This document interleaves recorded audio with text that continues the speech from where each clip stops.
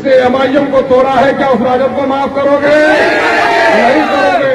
तो अब सुन लो, सबने दिया है हमको चोट, अपनी पार्टी अपना वोट, सबने दिया है हमको चोट, अपनी पार्टी अपना वोट, सबने दिया है हमको चोट। अपनी पार्टी अपना वोट, बहुत हुई हाशिया बर्दारी, हिस्सेदारी, बहुत हुई झंडा बर्दारी, हिस्सेदारी, बहुत हुई झंडा बर्दारी, हिस्सेदारी, सबने दिया है हमको चोट। अपनी पार्टी अपना वोट। इस वक्त बिहार में जिसकी हालत सबसे बड़ी खराब है, इसको ये फिक्र है कि कारवां का क्या हुआ। हर कोई लड़ रहा है कि सरदार को, बिहार के बेईमान राजनेता, उसको बिहार के जनता की फिक्र नहीं है, बल्कि हर किसी को अपनी कुर्सी की फिक्र है कि हम कुर्सी कैसे पाए। लेकिन मैं समझता हूं कि बिहार की सारी पार्टियां अपने दल में एक मुख्यमंत्री का उम्मीदवार रखती है और अपने जीते हुए और हारे हुए लोगों को मंत्री बनाने का सपना देखती है, अपने कार्यकर्ताओं को ठेकेदार और रंगदार बनाना चाहती है। और मैं समझता हूं एक ही पार्टी बिहार में है, दलितों की, शोषितों की, पिछड़ों की और अकलियतों की, जो बिहार में सत्ता सुख की प्राप्ति नहीं बल्कि बिहार के जनता के हक और हुकूक की लड़ाई लड़ रही है, जिसका नाम है भाईजान। और ये लड़ाई सिर्फ बिहार में नहीं बल्कि पूरे देश के स्तर पर आज जिस जमामर्दी के साथ, जिस बेबाकी और बेखौफी के साथ बैरिस्टर असदुद्दीन अवैसी लड़ रहे हैं, मैं नहीं समझता हूं कि देश का दूसरा नेता इतनी जुर्रतमंदी के साथ और इतनी साफ और पाकीज़ा नीयत के साथ सियासत कर रहा है। हमारा मुतालबा क्या है? हमारा मुतालबा ये है कि बिहार की सरकार में जो लोग बैठे हुए हैं, ये लोग अपने आप को समाजवाद का नारा देकर सत्ता प्राप्त करते हैं और अपने आप को बड़े समाजवादी कहते हैं। लेकिन कहाँ है इनका समाजवाद? वही मुट्ठी भर अग्री पंक्ति के लोग, वही मुट्ठी भर बड़े लोग, वही मुट्ठी भर सत्ता से करीब लोगों के बाल बच्चों को नौकरी मिल रही है, उनकी आमदनी बढ़ रही है, उनकी सुख सुविधाएं बढ़ रही हैं, वो देश के तमाम तर शहरों में फ्लैट खरीद रहे हैं। लेकिन बिहार की 80% जनता जो गांव में रहती है और शहरों के झुग्गी झोपड़ियों में रहती है, उनके बच्चों की तालीमी सूरत हाल क्या है देखने की जरूरत है। सरकार कहती है कि गुलाबी ईंटों से हमने स्कूल के घर बना दिए, हमने साइकिल दे दी, हमने पोशाक दे दी, लेकिन इस नादान सरकार को ये मालूम नहीं है कि स्कूल और शिक्षा दीवारों का नाम नहीं है, पोशाक और साइकिल का नाम नहीं है। शिक्षा तो नाम है, शिक्षक के जरिए से उस ज्ञान का जो बच्चों के सीनों में मुंतकिल किया जाता है। इसने शायद कहानी नहीं पढ़ी होगी कि जब शांति निकेतन की स्थापना की थी टैगोर ने, कोई झोपड़ी भी नहीं थी, लेकिन संसार का सबसे बड़ा स्कूल था जहाँ दरख्त के छावनी में संस्कार बच्चों को दिया जाता था और टीचर बच्चों को पढ़ाया करते थे। आज गरीबों को उन तमाम तर भूल भुलैयों में फंसा दिया गया है और उनके बच्चों को अनपढ़ और जाहिल रखने की पूरी साजिश की गई है। और साइकिल और पोशाक के पैसों को अगर जोड़ ले, 4000 साइकिल के और पोशाक के 600 रुपए, तो 5000 की रकम इनको मिल पाती है।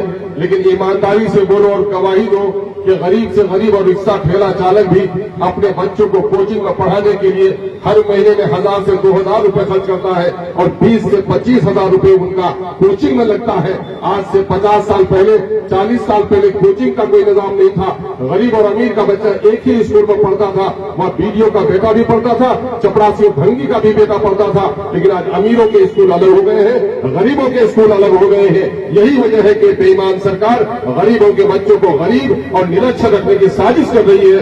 उसी की शिक्षा पॉलिसी के खिलाफ एमआईएम ने आज धरने का एहतमाम किया है और ये आवाज लगाई है कि बिहार के लोगों चलो, और लोग लड़ रहे कुर्सी के लिए, मैं लड़ रहा हूं अपने अवाम के हक के लिए। सीमांचल के भी कुछ नेता है जो बिन पानी के जिस तरह मछली तड़पती है, सत्ता के बगैर तड़प रहे हैं। ठेकेदारी, रंगदारी, रोड की वसूली में जो कमी आ गई है, बेचारा परेशान। जनता के सवालात पर क्यों नहीं तुम्हारी मुंह खुलती, तुम्हारा मुंह क्यों नहीं खुलता, तुम्हारी जबान क्यों नहीं खुलती? सरकार टूटी हुई है, क्यों नहीं जबान खुलती? पुल नहीं बने हैं, क्यों नहीं जबान खुलती? स्कूलों में टीचर नहीं है, क्यों नहीं जबान खुलती? अलीगढ़ यूनिवर्सिटी कैंपस आज वीरान पड़ा है, क्यों नहीं जबान खुलती? 50-50 किलोमीटर पर नदियों पर पुल नहीं है, तुम्हें नजर नहीं आता? सड़कें टूटी है, घर कट रहे हैं, नदियों में बस्तियां विलीन हो रही है, लोग बेघर हो रहे हैं। ये मुद्दे तुम्हारे मुद्दे नहीं है, ये सिर्फ मुद्दे इसलिए है कि तुम तड़प रहे हो कि तुम्हारी रंगदारी पर रोक लग गई है। हालांकि रात को छुपकर डाके डालते ही हो, लूटते ही हो लोग। मैं आपको बताना चाहता हूं कि मौजूदा वक्त सीमांचल के नौजवानों, मेरी नाक हम उन अभ्यर्थियों का शुक्रगुजार है जिनकी एक बड़ी तादाद यहाँ आई है, लेकिन मैं बता देता हूँ शेर बहुत पुराना है, लेकिन उसकी मानवीयत रहती दुनिया तक कभी कम नहीं होगी। ये खामोश मिजाजी तुम्हें जीने नहीं देगी, इस दौर में जीना है तो कोहराम मचा दो। कोहराम मचाने का मामला, कोहराम मचाने का मामला क्या है? आज देख रहे हो, अगर जिन लोगों ने पहले क्या कहा कि सर्टिफिकेट लाओ और नौकरी लेकर जाओ, कितनी दोगली पॉलिसी है। मेरे गांव का एक सूफी है, उम्र भर बीवी के को पीटता रहा, बीवी से लड़ता रहा। आज जब बीवी मर गई है तो हर साल उसके मरने के दिन पर मिलाद के का एहतमाम करता है। मैंने कहा ये दोगली नीति तो आपकी बिहार सरकार से मिलती जुलती है। पहले टीचरों को बहाल कर दिया, अब टीचरों को कह रहा है कि गुणवत्ता का इम्तिहान दो।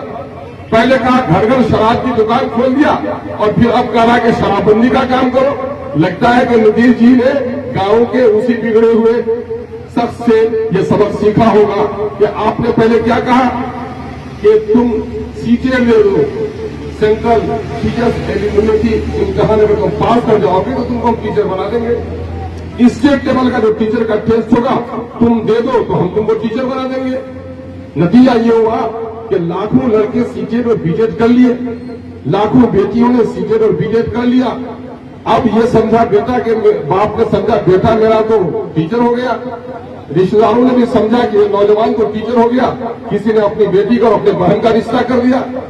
और नीतीश कुमार जी, पता है आपको कि इस सीटेट और बीटेट के नौजवानों को आप बहाल नहीं करेंगे तो कितने रिश्ते उजड़ जाएंगे, कितने नौजवान फांसी के फंदे में लटक जाएंगे, कितनी बेटियां जहर खाने पर मजबूर हो जाएंगी, जिनका रिश्ता टूट जाएगा। उसका जिम्मेदार कौन होगा? उसका जिम्मेदार आप होंगे। आपको समझना होगा, पहले हमारे सीटेट और बीटेट के लोगों को बहाल कर लो, उसके बाद जो पॉलिसी लानी हो लाओ। तरीका यही होता है कि पहले से जो कानून नाफिज होता है उस कानून के मुताबिक जो फैसला हो गया होता है उसके बाद नया कानून नाफिज होता है।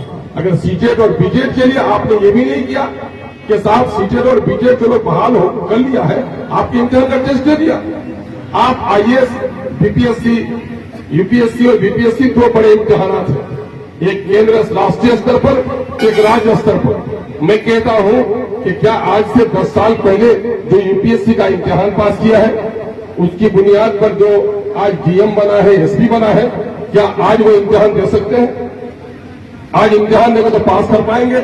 मैं तो खुद माननीय मुख्यमंत्री जी को कहता हूं कि माननीय मुख्यमंत्री जी, आपने इंजीनियरिंग का इम्तिहान पास किया है, ईमानदारी से बोलिए क्या आज आपको इंजीनियरिंग के इम्तिहान में बैठा दिया जाए, कोई एक सब्जेक्ट भी आप पास कर सकते हैं क्या? तो एक सब्जेक्ट आप पास नहीं कर सकते। तो आप ये बताइए कि 10 साल, 12 साल, 15 साल जिन्होंने पढ़ाया है, पढ़ाने में गुणवत्ता आ गई है। यूपीएससी का इम्तिहान जिन्होंने आज से 10 साल पहले पास किया है वो आज प्रतियोगिता का इम्तिहान पास नहीं कर सकता। लेकिन मैं समझता हूं कि शासन प्रशासन चलाने में उस अफसर की बड़ी सलाहियत बढ़ गई होगी। आज हमारा टीचर एक कंपटीशन का इम्तिहान पास नहीं कर सकता, लेकिन पढ़ाने के सिलसिले में जो गुणवत्ता उनका आई है, जो तरबियत देने का सलीका उसमें पैदा हुआ है, तालीम की नफ्सियात और बच्चों को पढ़ाने का जो सलीका उनका आया है, क्या ये आज इम्तिहान लेकर उनको आप हटा देना चाहते हैं और इस सारी कुर्बानियों को आप खत्म कर देना चाहते हैं? इसलिए हम आपसे मुतालबा करते हैं कि आप डोमिसाइल को नाफिज कीजिए और उसके सबील निकालिए कि क्या तरीका हो सकता है जिसके जरिए से डोमिसाइल नाफिज हो जाए और हमारे बच्चों की, हमारे अभ्यर्थियों की पहले बहाली हो जाए। ये काम आपको करना होगा, ये काम आपको करना चाहिए, वरना नहीं तो आप बिहार के नौजवानों के साथ धोखे का काम कर रहे हैं। और नौजवान रीढ़ की हड्डी नहीं, इनकलाब की चिंगारी है, और ये इनकलाब की चिंगारी अगर सोना बन जाए तो फिर आप कहीं के नहीं रहिएगा। या मैं आपको इंतबाह करना चाहता हूं। मैं इस वक्त ये भी कहना चाहता हूं कि बिहार में दूसरी सरकारी जबान उर्दू है और मादरी जबान है एक बड़ी आबादी। तकरीबन बिहार में 14 करोड़ की आबादी के दरमियान में 5 से 7 करोड़ आबादी उर्दू समझती है, उर्दू पढ़ती है, उर्दू बोलती है, और तकरीबन यहाँ पर 3 करोड़ आबादी की जबान मादरी जबान है। और देश का आइन और दस्तूर ये कहता है कि कि प्राइमरी एजुकेशन उसकी मातृ जबान में दी जाए। अगर प्राइमरी एजुकेशन अगर हम फर्ज करें कि 5वीं दर्जे तक भी अगर हमारे बच्चों को उर्दू में तालीम देंगे तो सारे टीचर उर्दू के चाहिए, रियाजी के टीचर उर्दू के चाहिए, समाजियात के टीचर उर्दू के चाहिए। अगर ये निस्बत से अगर टीचर की बहाली करेंगे तो कम अज कम 2 से 2.5 लाख टीचर बहाल करने पड़ेंगे सिर्फ उर्दू के नाम पर।